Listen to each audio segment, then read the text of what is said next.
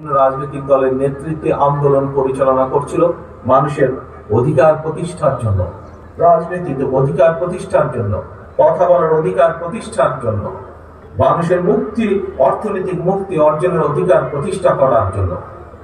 সেই লক্ষ্যকে বাস্তবায়নের লক্ষ্যে নির্বাচন প্রয়োজন। দেশের মানুষের ক্ষমতা দেশের মানুষের হাতে ফিরিয়ে দেওয়ার লক্ষ্যে নির্বাচন প্রয়োজন এবং এজন্যই অন্তর্বর্তীকালীন সরকারের মূল দায়িত্ব। হ্যাঁ, এখন এসেছে সংস্কারের বিষয়।